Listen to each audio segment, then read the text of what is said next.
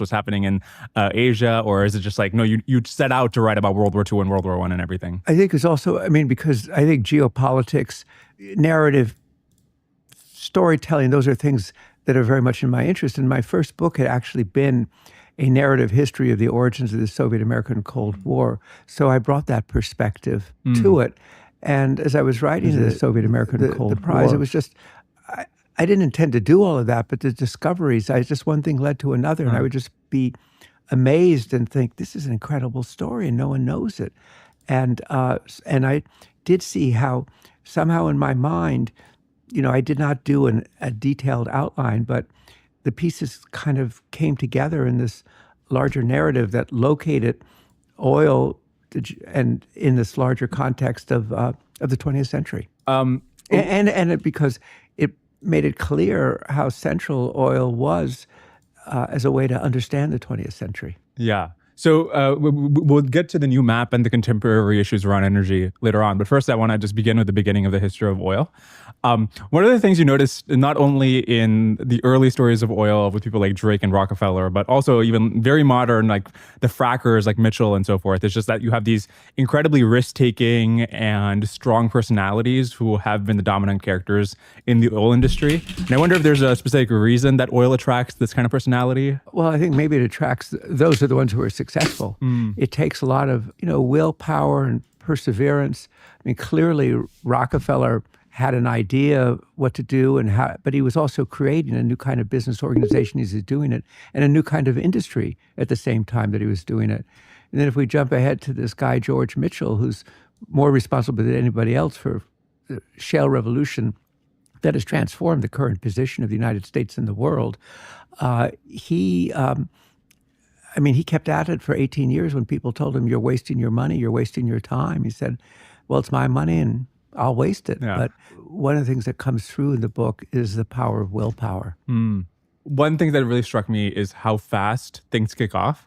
So 1859, Colonel Drake hits the first oil well in Pennsylvania. And in less than a decade, you have many oil boom towns and oil busts, and Standard Oil is formed, and millions of barrels of crude are being pumped out every year.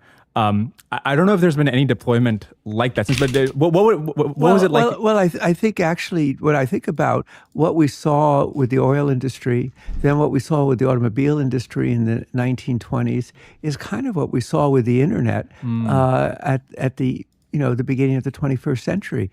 Another example of that always struck me is the movie industry. At one point, you have guys who are showing these sort of silent movies in over vaudeville houses for 5 cents. And 15 years later, they're living in mansions on Long Island and have chauffeurs. So it is striking to sort of see these businesses that come from nowhere and then they just take off and gravitate and develop so quickly when people grab hold in 10 or 15 years.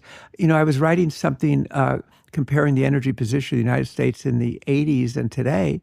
If you go back, which is, it's a while back, certainly, but there was no tech. Nobody talked about tech. It didn't exist. Well, and, now we talk about big tech the way people talk about big oil. Yeah. So I think the analogy to the internet is interesting because what you have with the internet in the 90s, you have this big internet bubble, the dot-com bubble, and a lot of people lose money. But they were fundamentally investing in something that actually was a real technology, actually did transform the world. And I think in many cases through energy, you have investors who kind of go broke, but they're like, I think fracking is a particularly good example of this, where they've like changed the geopolitical situation in the United States, but they've been like so right that they've eaten away at each other's profits, right? And you saw that in the 19th century. I mean, that was one thing when I was writing about like the beginning of the 20th century and the end. I mean, it's far away, and yet it felt contemporary because you saw a very similar pattern. You saw booms and busts. You saw trees that were going to grow to heaven and then fell apart. And then those people who came in and either had resilience or picked things up and carried them forward. In the beginning of the oil industry, when it was just kerosene and used for lighting, why was oil so centralizing? Why was it the case that Standard Oil and Rockefeller controlled so much people, of their... people think of John D. Rockefeller and Standard Oil, they think of, gasoline. Nothing to do with gasoline. They were in, John D. Rockefeller was a lighting merchant, because what they did is that they rolled back the darkness with kerosene, with lighting. Before that, the number one source of lighting, candles and whaling. The whaling industry was delivering Yeah. lighting. And so for the first 30 or 40 years of the oil industry was a lighting business. And then comes along this other guy named Thomas Edison, and suddenly you have electric lights, and you say, well, that's going to be the end of the oil business. But by the way, over here is Henry Ford and others, and you're creating this whole new market in the 20th century for gasoline. In the 19th century, gasoline was a waste product, and went like for 3 cents a gallon. Yeah. So, one of the things I learned from the prize, which I didn't appreciate before, is that before the car is invented, when Edison was a light bulb, people were saying Standard Oil will go bankrupt because the light bulb was invented. Yeah, John D. Rockefeller became the richest man in the United States as a merchant of lighting, not as a merchant of mobility. So I think one of the things you say in some of the earlier chapters is that Rockefeller was especially interested in controlling the refining business and not the land owning and the drilling. And a lot of the producer surplus went in refining. Right. Why did the economics of it shape up such that the producer surplus went to refining? Well, I guess because that was the control of the market. That was the access to the market. And so the producers, they needed John D. Rockefeller. I mean, there were a few other people, but, Rockefeller had like 90% of the business. And he would either give you a good sweating, drive down prices and force you out of business, or force you to sell to him, or to amalgamate with him. What can we learn about management today from Rockefeller and the way Standard Oil is run? Well, I think it was the discipline of the business. He really created a very disciplined business. They went out to 2 decimal points, and that was before it was not even no computers. There were no calculators, but it was that rigorous attention to detail, but scale. But I think it was also boldness and being able to see where you needed to go next and then to implement it. What did they do with the non-kerosene parts of crude oil in the early history of the business? Well, it was really a waste product. Yeah. There was not much to do with it because it was all about lighting. Today, of course, oil, it's so much in everything. It's in your furniture. It's in your COVID vaccine. I mean, it's everywhere. Yeah. Was the antitrust case against Standard Oil unwarranted? Because when I'm reading the prize, I'm like, oh, these guys actually were doing a ton of great stuff. They, as their name implies, they were standardizing oil, the logistics, the transportation, the refining, and also their market share was going down. The price of crude was going down. In retrospect, was the antitrust a mistake? Well, a mistake. I don't know. It is the most famous antitrust case in history, and it reflected the times because you had these big trusts. And it was a mistake. I don't know. It broke up these companies and created more independent companies, provided more room for innovation for people to develop. So probably actually led to a stronger industry. Of course, the other thing that happened as a result of the breakup of Standard Oil was that these individual parts then got valued in the marketplace. And lo and behold, as a result of that John D. Rockefeller, as a shareholder, actually became 3 times as rich. And there was also some scientists who came up with a new way of refining gasoline. Right? Yeah, exactly. That the things, because they're not centralized, there was more room for entrepreneurship, for experimentation, for research, for people to solve problems that other people said, oh, you can't solve them.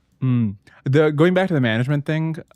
So one thing that stunned me is that the people who ran Standard Oil were people who were initially competing against him. And I'm curious, why did he only recruit the people who are hard-nosed enough to compete against him? I think he respected his competitors, particularly the hardy ones. And those were the ones who were players who said, okay, rather than fight you, I'm going to get on board this ship as well. And so he brought them in, and they all prospered as a result of that. They gave up. They said, we're not going to fight you. We're going to join you. Why was Rockefeller so hated in his time? He became the very epitome of the monopolist. There's a famous woman journalist, one of the great women journalists named Ida Tarbell, wrote this book about him, about the Standard Oil Trust. She said it was a great company, but it always played with loaded dice. So he was the very embodiment. You had this trust-busting president, Theodore Roosevelt, and this was the most obvious trust. And I think also because, like today with gasoline, it's the one thing everybody buys. you and I don't go out and buy steel, but you go to a gasoline, unless you have an electric car, you go to a gasoline station to fill it up. And I think that was the same thing. This was the omnipresent product. But Rockefeller, his idea was to get scale and drive down the price, in a sense, expand the market. But it was a monopoly, and it just, and we have an antitrust law. Yeah. And I think there's also the suspicion that it was not only the economic monopoly, but the political muscle that came with that. Right. But I think the thing I'm curious about is there some, because it seems like they really messed up the PR, right? Like Theodore Roosevelt ran for the presidency on busting up. If you mess up the PR so bad, like the guy who becomes president runs on breaking up your company. Yeah. Probably maybe it would have been intrinsically unpopular, but it feels like you really the PR could have been better. Why does anybody need to know about our private business was his notion. We're a private business. It's nobody's business. Today, you would have a PR advisor who tell him that's not really the right stance to take. Yeah. But at that time, it probably also came from the arrogance of having created this huge company with its, running a global company from an office at 26 Broadway. You did have a sense of power. Yeah. I mean, another thing you see is that he retires early to focus. But let me mention, Yeah. but I do know that, one of his guys who was running the company went to see Theodore Roosevelt and brought him copies of Roosevelt's books, especially bound in leather, thinking he could win over Roosevelt. Didn't do any good. How come? Because Roosevelt, he was the trust buster. Yeah. Let's go to World War I and World War II. So I had on the a couple months ago, I interviewed the biographer of Churchill, Andrew Roberts. And as you discuss in your book, and he discusses, Churchill was this sort of technological visionary, and that's a side of him that isn't talked about often. Maybe talk a little bit about what Churchill did and how he saw the power of oil. I think Churchill was the first Lord of the Admiralty. Yeah. And he saw that if you can convert all the naval ships at that time ran on coal, which means you had to have people on board shoveling coal, and it took a long time to get the coal on board. And if you switched to oil, you would have faster, the ships would be faster, they wouldn't need to take the same time, they wouldn't need to carry the same people. And so he made the decision, obviously others like Admiral Jackie Fisher were pushing him to convert the Royal Navy to oil. And people saying this is treacherous because we'll depend upon oil from far away, from Persia, rather than Welsh coal. And he said, this is the prize of the venture. That's where I got my title from. Originally, it was going to be called the Prize of the Venture, because that's what he said. And then I just made it the prize. But he saw that during World War I, he promoted another military development. I'm forgetting what it was called initially, but it eventually became known as the tank. I mean, so he really did kind of constantly push technology. Why, I don't know. I mean, he was he was not educated as that. He was educated in the sort of in classic. That's why he wrote so well. But he understood technology, and that you had to kind of constantly push for advantage. Yeah. World War I is, World War II is just like who can produce the most amount of things. But World War I is especially interesting as a technological war, because in the span of 4 or 5 years, you go from battlefields with horses to literally the tank is invented during this time, and you go from hundreds to thousands of trucks and cars and planes. And yeah, I mean, it's extraordinary. I think in 1912, the head of the Italian military said planes are interesting but of no use in war. Yeah. And the war did begin with cavalry charges. Yeah. And it began, the German military position was based upon the railroad, inflexible. But I was, as people said, suddenly you had trucks, you had motorcycles, you had tanks, you had airplanes. And so a war that began with cavalry ended up with tanks and airplanes and trucks. And it turned out that it was World War I, in my reading and the writing of the prize, is what really established oil as a strategic commodity. And the person who became the Britain's foreign secretary, foreign minister, said that the Allies floated to victory on a sea of oil. Yeah, and I think even the Germans said that we would have won the war if it wasn't for the tank or the trucks or something like that, right? Exactly. It was what the Allies had is mobility that the Germans didn't have. I mean, one thing I sort of worry about with regards to it seems like today, if we had a sort of World War III type conflict, it seems like there's an overhang of new technologies, just like there's before World War I, there's a sort of overhang of we could develop planes and war tanks and so forth if we wanted to. And with drones and other sorts of robots and other kinds of things today, it feels like if you did have a World War III today, it would be fought with very different weapons by the end than the beginning. Well, people say that the Spanish Civil War in the second half of the 1930s was the dress rehearsal for World War II, where a lot of technologies were and techniques of warfare were developed. And I think, sadly, if you look at Ukraine today, you see that happening today, because on one hand, it is the advanced technologies, it is, information technologies, cyber warfare, and it's of course drones. Yeah. In a way that hadn't been conceived, that hobby drones could become agents of war. Obviously, the automation of the battlefield. But it's also, the war did begin with cavalry charges. Yeah. And it began, the German military position was based upon the railroad, inflexible. But as people said, suddenly you had trucks, you had motorcycles, you had tanks, you had airplanes.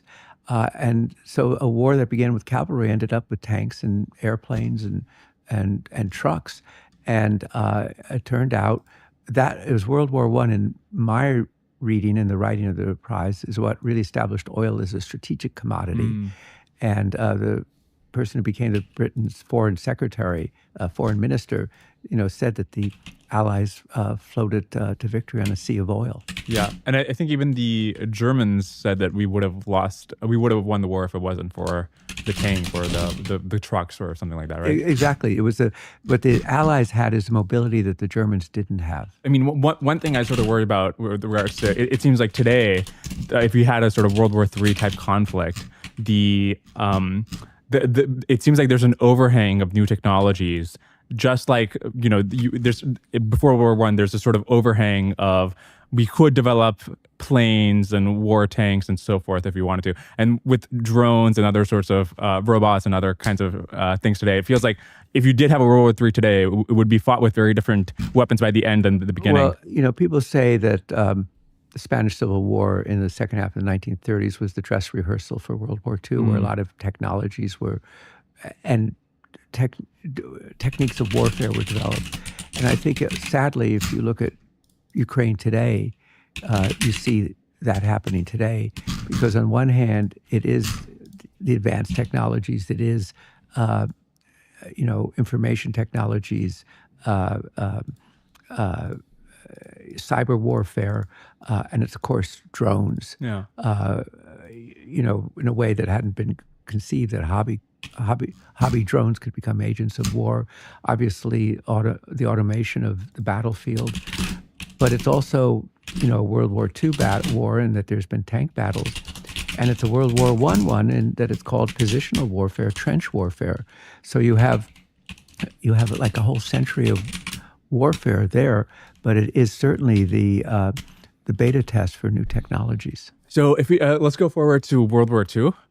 If why wasn't Hitler able to produce more synthetic fuel? Because it seems like he could have won if he had more synthetic fuel. I think you would have needed to get to a scale that they could never get to. That was one thing, the synthetic fuel, which meant making oil out of coal using a chemical process.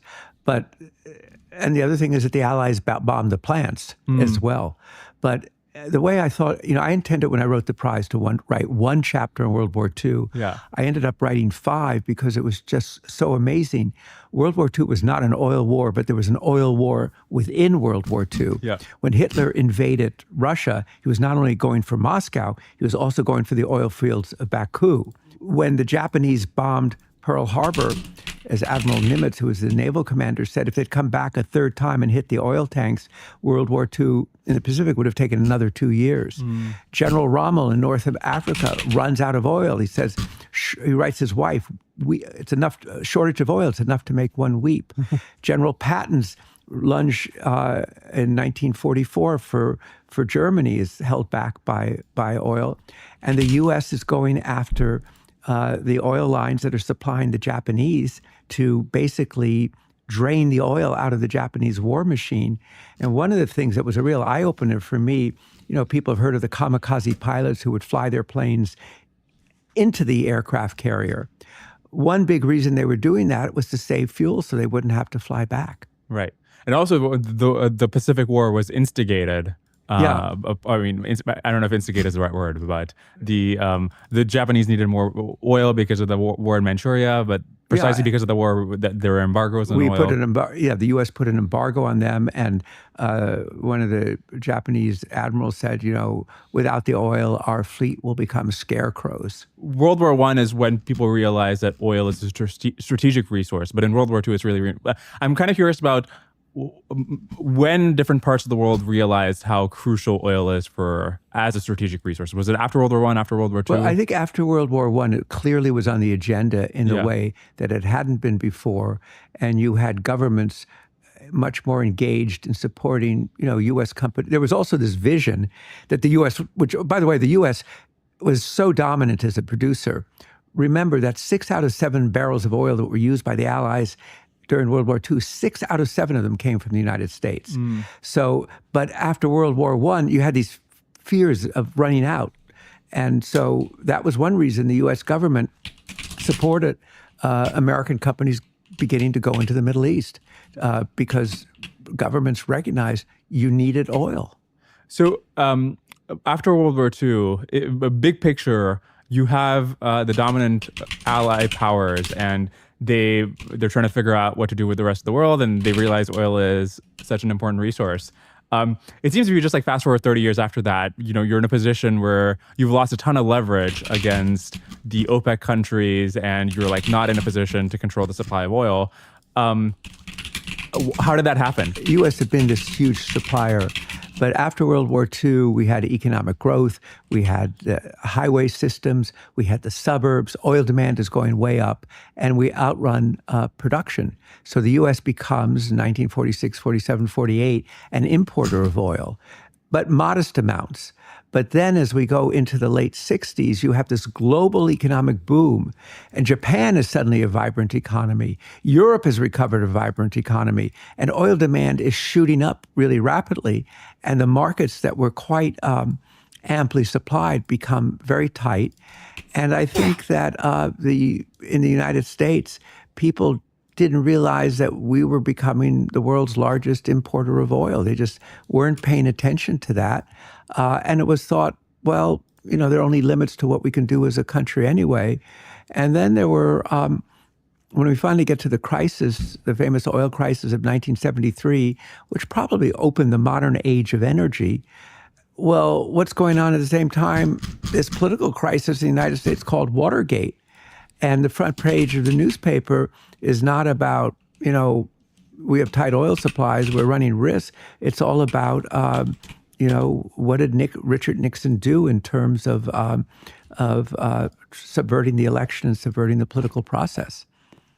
So there was just sort of inattention, and I think that's one of the risks. I think a lot about energy security as an issue, and it tends to fall off the table until it hits you in the face. And when did we realize that there was just a ton of oil in the Middle East? Well, I think it was after World War II. I mean, people had begun to know it, but during World War II, a famous geologist named Everett de Golyer did a trip to the Middle East on behalf of the U.S. government and came back and said the center of gravity of world oil is shifting to the Middle East. Yeah. So that then led to, but no one knew how much or anything, but they knew it was a strategic resource. And by the way, they didn't want it to fall into the hands of the Russians. That was a concern. Some times most people don't know the first post-war crisis with the Soviet Union was over actually Iran and the Soviet Union making a grab for a part of Iran. So, after World War II, there was this real sense you've got to secure oil supply because it's such a strategic resource. And the Middle East now suddenly becomes much more important as a source than anybody had thought about it. Really, the only place producing oil in the Middle East before then was Persia, Iran. Oil was discovered in 1938 in Kuwait and Saudi Arabia, and then got bottled up until after World War II. Yeah. So when I read about in the prize about what happens after World War II in the Middle East, it's about 200 pages of, initially the Western companies make these deals with exporting countries, and over time what happens is that first it's just like an incredibly favorable deal towards the Western companies, but then the exporting countries are like, no, we got to do the 50-50 split, and then to do the 50-50 split. And then it just over a couple of decades, what happens is that they just keep asking for more and more concessions. Instead of we want 55, we want 60%. This is the exporting countries I'm talking about. And they formed the cartel, obviously OPEC in 1960, but even before that, it just like what they have leverage over these Western companies in the sense that they can say like, if you don't agree, we'll just nationalize you. So just give us five. I had a mentor, an economist named Ray Vernon, who came up with this term, the obsolescing bargain, which is Dorkesh Oil invests in such and such a country, and you put $2 billion in there, and it's great, and everybody's very happy. Governments change or times change, and people forget the risk that you took to do it, and they say we want a different deal. And that just happens again and again and again. It happens with all natural resources, with oil, with minerals. And then it was also, you had, it was the end of colonialism, countries becoming independent. Today, if a company makes a deal with a country to go develop oil, the country gets 80% of the profit. Yeah. So if you're one of these Western companies, what should you have? Like, let's say it's 1950, and you know that over time you're gonna, they have obviously the monopoly of violence, so they can nationalize you if they want. What should you have done so that you can basically prevent the outcome that kind of universally happened? Well, if you were in charge of, yeah, probably. I mean, you work really hard on government relations, but the countries are, generally poor, and they say, well, we just want it's our resource, we want our share of it. So I think over time, now what you have as a company, then you had the access to the market, you have the refineries, you have the tankers. So it isn't like they can just take it over, and they don't necessarily also have. It takes time to train your population to develop your indigenous oil people who can run it. But if you look back on it, I think you just say, there was an inevitability to it, which also had to do with the consolidation of nation states. Why didn't the U.S. government or the U.K. government or so on, why didn't they do more to be like, okay, you guys are companies, you guys can't like negotiate that hard, but we really care about making sure that America has a lot of oil. I think the governments did, back up, and I think the British owned big share of British Petroleum, now BP, until the late 1980s. So, the British government was in there, but then you had the nationalization of what was then called Anglo-Persian, Anglo-Iranian oil, which became BP. So I think it was inevitable, but I think the governments did try and support, but there were limits that they could do. I mean, but the question of access, of maintaining the supplies, then and now remains, that question of access remains crucial today. I mean, you have the U.S. Navy today trying to push back on the Houthis in Yemen, who are attacking oil tankers. Thinking purely from the perspective of the companies, if you were in charge of one of the majors, would you have refused to train domestic workers in the exporting countries? No, I think that was part of your way of trying to embed yourself there, to bring them in so that you were not this isolated island. And, if you do look at, Venezuela, and nationalized its company, the oil operations. But by that point, they had people who were very well trained at running refineries, at drilling, at finding oil. And they still carried for quite a number of years, carried some of that DNA with them in their operations until the complete nationalization and Chavez came to power. Was was the continuation of antitrust in oil after World War II, was that a mistake? Because what happens often when I'm reading your book is like the oil producing countries can negotiate together. Obviously, after OPEC, they're literally a cartel. But then these different Western companies, they can't. In 1973, finally, the U.S. government did give an antitrust waiver to the companies to try and have a united front in the negotiations. But remember, it got all tied up with geopolitics. It got tied up with Arab-Israeli wars and so forth. So it wasn't just about oil. There were other things going on, and the use of what was called the oil weapon. Yeah. Okay. So let's talk about the oil crisis in 1973. One thing I was surprised to learn is that the supply of oil didn't actually go down that much. Like global supply, 15% or something declined.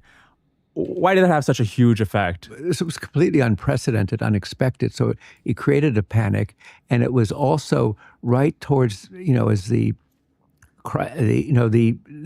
final months were coming of the Nixon administration, so it got all tangled up, and then we had the system of price controls and allocation controls, which made it much harder for the market to adapt. I mean, one of the lessons to me from the prize is actually enabling markets to adjust. Yeah. Because when governments try and control them and make decisions and allocate, and governments, even in the United States and some states want to do that today, it accentuates shortages and disruptions and price spikes.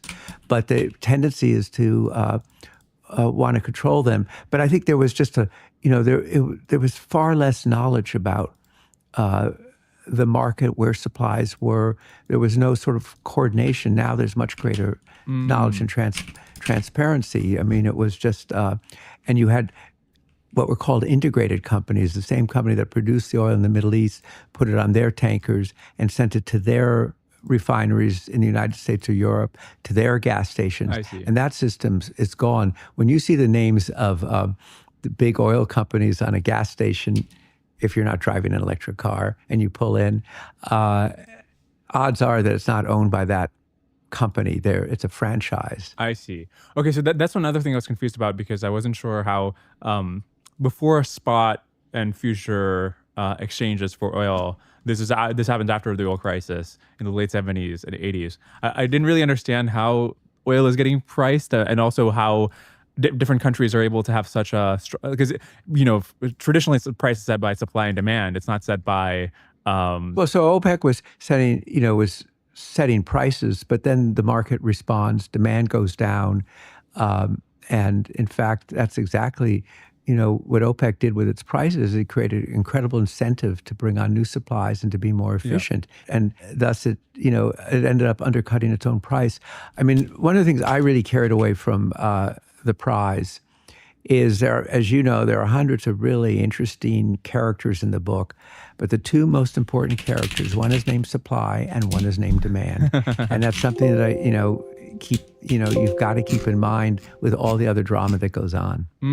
But see, I mean, the interesting thing from the book is that oil did seem to be, at least until very recently, pretty different in that with other sorts of commodities, you have strong elasticities of supply, where if, I don't know, lithium gets more expensive, you'll figure out substitutes for lithium, and it's not that big a deal. Or find more lithium. Yeah. Whereas at least during the oil crises, it really felt like the entire world economy is just on a halt. Well, I think that goes back to, the centrality of oil as a strategic commodity. Japan had basically just switched its economy from coal to oil. Europe was switching from coal to oil. And it was just such a high dependence. I mean, markets did eventually respond. I mean, you had a price collapse in 1986, which was the result of that. I mean, in the early 1980s, people were saying, the price of oil is going to go to what in today's dollars would be $200 or $300 a barrel. It collapsed. And so markets do respond. It just took longer for that to happen. Daniel Yergin tells the story of oil and power. But how did electricity go from this novelty to something that's powering businesses and households worldwide? It was standardization and infrastructure. Edison and Westinghouse created systems that could reliably deliver electricity to millions. Stripe is doing for payments what the early electricity pioneers did for power. They're creating a standardized, reliable infrastructure that's powering the global digital economy. Today, 1% of the entire world's GDP passes through Stripe. That includes my business, which I set up using Stripe Atlas and which I run using Stripe Billing. But it also includes some of the world's biggest and fastest growing companies. OpenAI, Hertz, Anthropic, they all run on Stripe. Learn more at stripe.com. And now back to Daniel Yergin. If you were in charge of one of these OPEC countries in 1973, and you realize that you have a tremendous amount of leverage in the short term on the world economy because everything's at standstill, but over the long run, substitutes will be developed or more oil will come online and so forth. But you have this unique moment of leverage where people really need your oil. What would you have done? Would you have give me a seat on the UN Security Council and I'll open up the gushers? Or how in the long run? Well, I think these countries did assert their political power. Certainly, again, it was a very different Iran, but the Shah of Iran, until he fell, he got sick and then he fell, asserting, we're players on the world economy. Suddenly people, Saudi Arabia had been a country that people didn't think much about in the United States. Suddenly Saudi Arabia became really important. And you had this huge flow of money that went into these economies, what were called petrodollars. And that made them, was a whole other source of influence. In the book, I talk about Richard Nixon's vice president, Spiro Agnew, who, had to quit.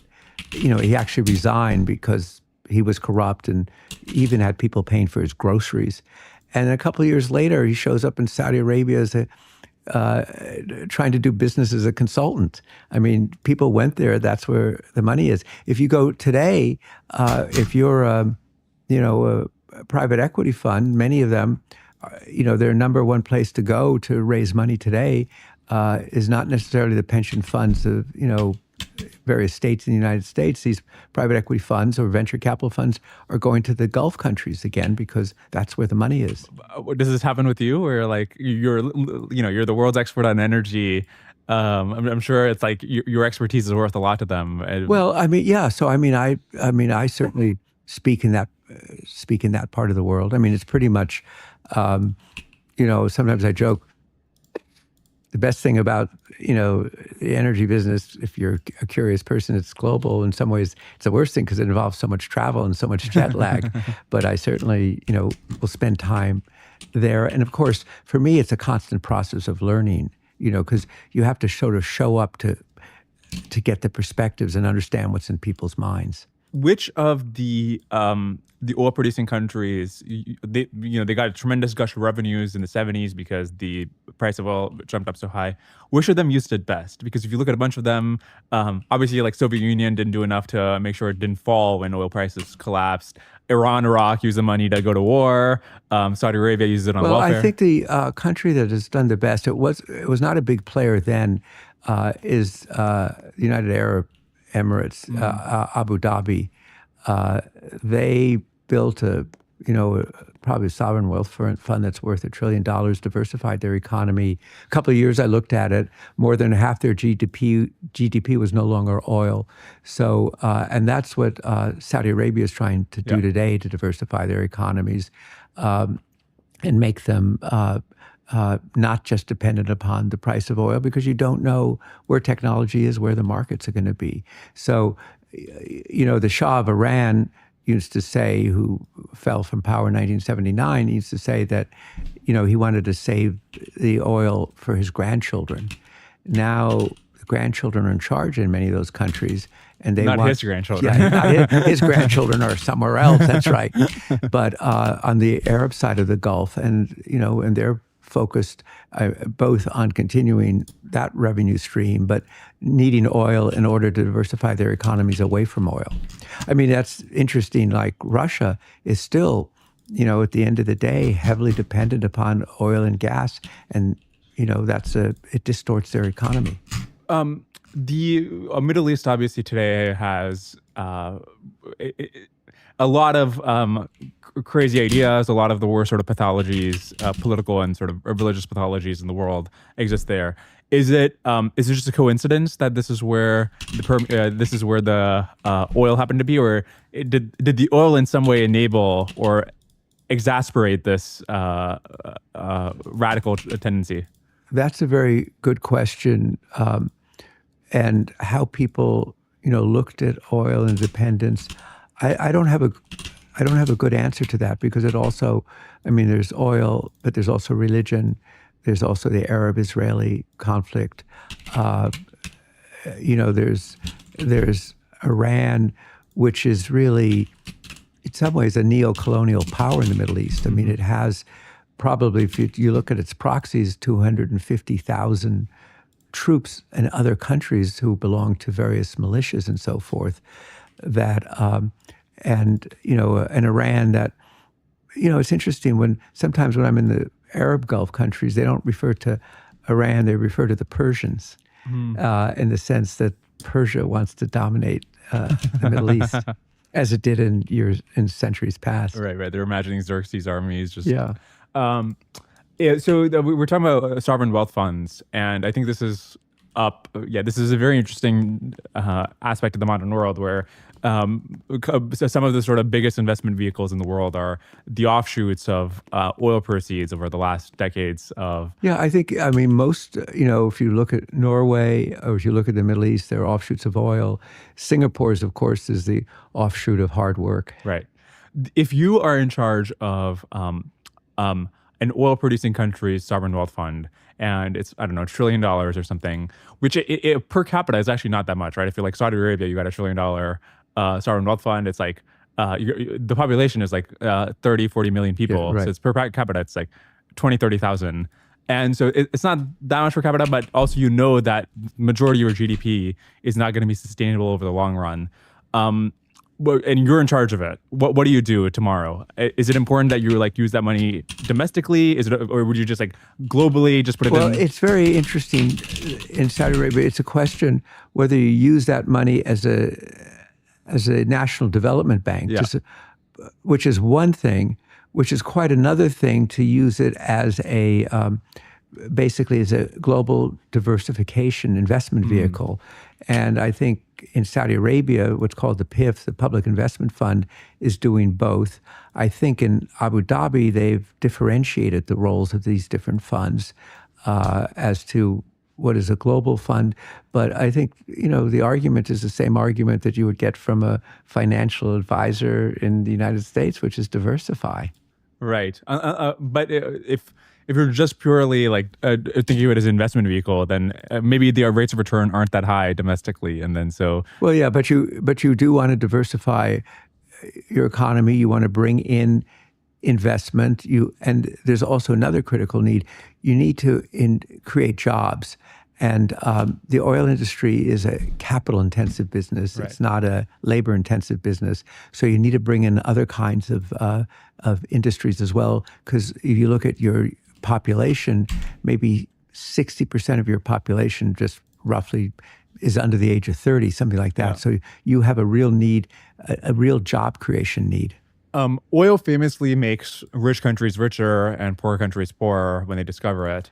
And if let's say you're a country that just discovered oil today, but it's got a really low GDP per capita, maybe you're already advising such countries. But if you were advising them, what is it that you tell them to do to avoid getting Dutch disease themselves? Well, yeah, so we need to explain the Dutch disease, which means that you create an inflationary economy and make make businesses uncompetitive.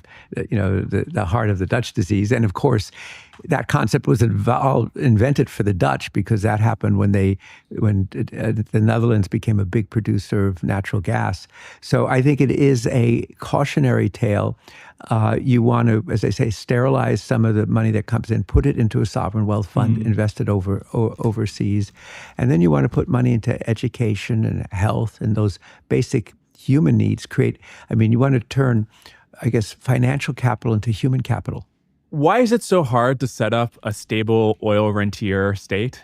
Because you have, like, theoretically, it seems like, I don't know, you've got trillions of dollars of wealth right under your Well, feet. I think there's no single, some have, some have not.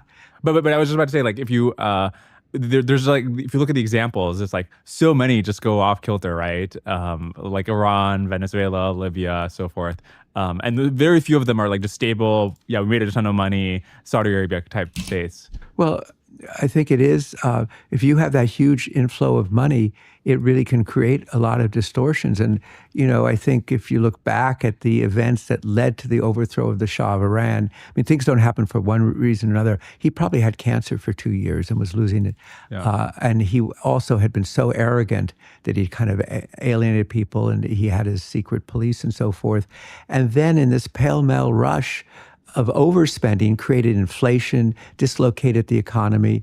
So, I mean, it's a good question for study, to look at on a comparative basis what worked and didn't work. And and it isn't just oil and it isn't just money. There are other things that are involved as well. I mean, clearly, there was a huge a religious reaction led by the Ayatollah Khomeini against modernization, against the role of women. I mean, the Shah was, saying women should, can get educated, play major roles in their economy, and that was not something that the very conservative clerics could stand. So it isn't just about oil and just about money, but it's part of a larger mix. Why is Aramco so much better run than other companies tied to other basically sort of nationalized oil Well, companies? I mean, there are others that are well run, but Aramco is a very well run company because I think they did, you described it before, they rather smoothly did their transition and retained, and their people are highly trained. I mean, if you go to Aramco, you meet people with PhDs from MIT or Stanford or, University of Texas. They have a very well-trained global workforce and a very high standard. But I think they drew upon initially the cultures of the companies that were eventually nationalized out of the business. But the people were trained. I'm curious if there's any sort of stories you can. I don't know. I imagine since you wrote the prize, you're like all the world leaders are inviting you to come meet them and give advice and so forth. I don't know how many stories you can tell from these sorts of conversations, but is there some person who's like really struck you as they've got their head on straight on these kinds of issues, or I don't know, just like you've been all around the world. I'm just curious. You have some sort of crazy stories about. Yeah. Well, I think one that is in the new map and that you and I have talked about is the meeting with Prime Minister Modi in India, where India was really at a crucial point, whether to get out of, in a book you probably don't know that I did called The Commanding Heights, in the permit Raj, where government really tightly controlled the economy. And, I describe a scene in the book where he brought his senior advisors together to argue about whether you allow market forces to work or not. And it was a very heated discussion. And then I just remember his remarks is, we need new thinking. Mm-hmm. And that, just those simple words, I think have pointed to how India has become so much of a bigger force in the world economy today, as opposed to being a sort of enclosed, closed economy. So in 1973, oil crisis. Before that, if you look at the sort of back to 1973, I thought we were already in 2024. Okay, we're moving around. Yeah. If you look at the sort of rates of economic growth or rates of total factor productivity growth before that date, it's like pretty high for a long time. It's like 2% total factor productivity growth before 1970s, and then afterwards, it's like less than 1% in the United States. How much of that is tied to the energy crisis, or was that just a coincidence? Well, I don't have expertise on that, but I know people like Ben Bernanke, the former head of the Fed, have actually studied that crisis and why you had that slowdown that occurred. But it was the U.S. went from being on a very strong growth trajectory went into, what at that time was the deepest recession since the Great Depression. Of Yeah. course, we've had deeper recessions since then, and it took a decade to get out. It took a decade to dig out of that hole. But then, I mean, the rates of economic growth didn't go back to Yeah. Well, pre also the 1970. U.S. The U.S. was your economy becomes bigger, Yeah. you don't grow at the same rate, but you're growing off a much larger base. One of the things in Silicon Valley that these techno-optimistic people really talk about is, what if you had just ridiculously cheap energy because of solar, because of other things? And the question is, would the economy just explode because the economy is bottlenecked by the price of energy, or would it not be a big deal because there's other bottlenecks? Well, I don't think it seems to me today. I mean, we'll come to it in terms of AI and electricity, but I mean, I need to reflect on that. But it doesn't seem to me that the cost of energy is a general constraint on the economy. It is probably somewhat of a constraint in California because it has the most expensive energy in the country, but that's because of state regulation. Yeah. But all of the big tech, big tech wasn't born in 1973. It was much more recently Yeah. that it's happened. I mean, it is, like the oil industry, it's happened pretty quickly, actually, in this space of time. And so I don't think, I think when you have price spikes, when you have disruptions, then that's when you see the cost, and those risks are there. But in general, although when you get into a presidential election, the incumbents always worry about the price of gasoline because it's so sensitive, because people pay it. It's the one price you pay all the time, and you see it. I need to think about it more, but I don't think it's, a huge constraint. Now, maybe, nuclear energy way back in the 1950s was supposed to be so cheap that you wouldn't meter it. Too cheap to meter was the phrase. Yeah. And now there's the fusion, which seemed to be 50 years away, is now maybe 10 years away. And I think technology will change things. But I don't think electricity may be a constraint on the growth of AI in the near and the medium term, but that's a very specific problem. There's been different projections made about how much energy will be required for AI, but the big thing is they need these big training runs, and they keep getting bigger and bigger over time. I mean, there's one projection is that 10% of U.S. electricity by 2030, which is half a decade away, will be going to data centers. Yeah. And it's about 4% today. What a change it's been in the last year and a half in terms of thinking about data centers, AI, and electricity. It wasn't on the agenda a year and a half ago. And I remember I was at a CEO conference with electric power utility CEOs about a year ago, and they were talking about growth, being surprised by it. Then we have our conference in Houston in March, and by then people have woken up to, in fact, you're talking about going from 4% of U.S. electricity to 10%. And U.S. electricity hasn't grown very much over the last 10 years. It's grown at 0.35%.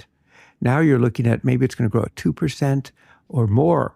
And that adds up very quickly. And I was very struck. I did a discussion with Bill Gates at our CERAWeek conference in March. And he said, we used to talk about data centers as 20,000 CPUs. He said, now we talk about them as 300 megawatt data centers. And the sense is that you have electric cars and sort of energy transition demand. Then you bringing back chip manufacturers and smart manufacturing in the United States, that's electricity demand. Then you have AI and data centers. And suddenly this industry that had been very flat is now looking at growth. And how are you going to meet the growth is very much on the agenda right now. And data centers are looking, where can we position ourselves so that we have access to the electricity that we need, reliable 24-hour electricity. So now, there's energy security in terms of oil and gas, but actually it's also energy security in terms of electricity. So there's your potential constraint on on economic activity. Yeah. And Now, let me say some will say the answer to that is innovation, that chips will become less electricity dependent or data centers will operate differently, that the demand will not grow as much. So there is those who say that will happen, but it hasn't happened yet. And those who are saying, how are we gonna meet that demand? And AI is going to demand a lot more electricity than we had thought about a year and a half ago. yeah. And it's potentially even worse than the 10% number implies, because it's not just widely distributed like households would be. In many cases, they have to be 1 gigawatt to one specific campus or location. Right. You look at